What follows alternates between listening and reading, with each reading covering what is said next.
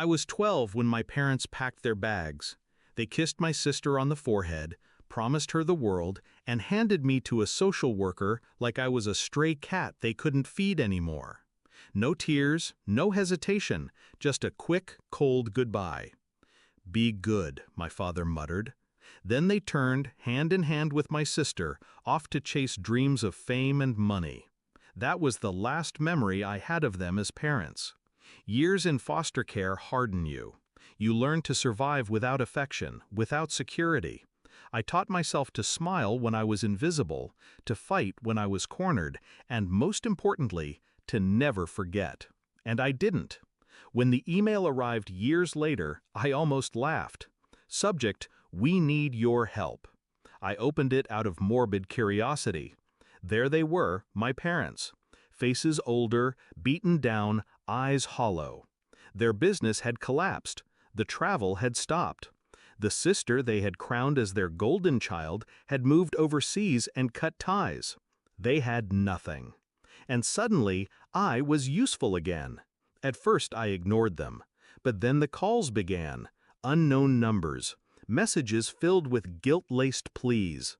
"We were young and stupid. You're still our child. We need you."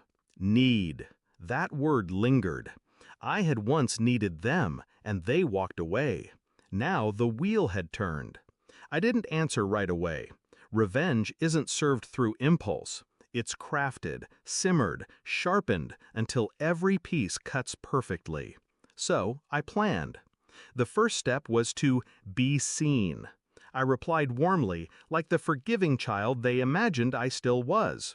"It's been so long. Of course I'll help you." They cried on the phone. My mother's voice cracked. My father coughed through his apologies.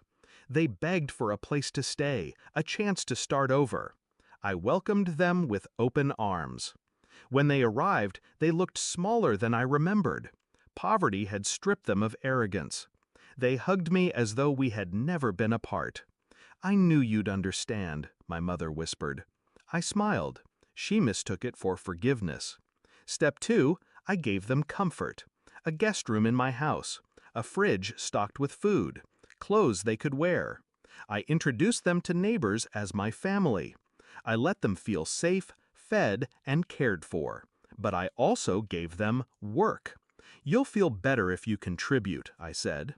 So they cleaned, they cooked, they ran errands.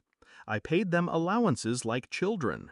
They didn't complain. They were too grateful to be taken in at all. They thought they were rebuilding trust.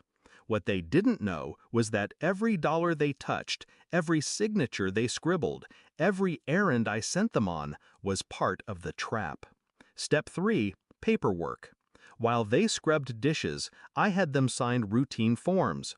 Rental agreements, job applications, bank authorizations. They didn't read. Why would they? They trusted me now, their savior. But in reality, those signatures bound them to debts they didn't understand. Credit cards, utility bills, rental contracts, all under their names, none under mine. And slowly, I moved money around. Small, deliberate transfers. Enough to sink them, not enough to raise suspicion.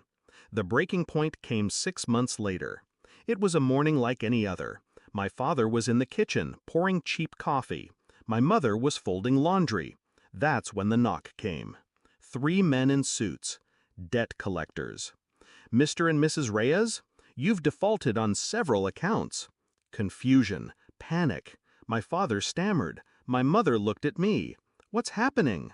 I sipped my tea. Calm. Silent. Watching. The men laid the folders on the table, each one stamped "Final Notice." And there it was, their signatures on every page. My mother's face drained of color. My father's hands shook. This must be a mistake." "No mistake," I finally said. My voice was soft, almost kind. "You signed everything. You've been living in my house, eating my food off money that wasn't yours. Now it's time to pay." Their eyes widened as the truth dawned. You did this," my father whispered. I leaned back, smiling faintly. "No, You did this. You left me once. I just gave you the same courtesy. The shouting came next. My mother pleaded. My father cursed. They demanded mercy. But I was calm, detached.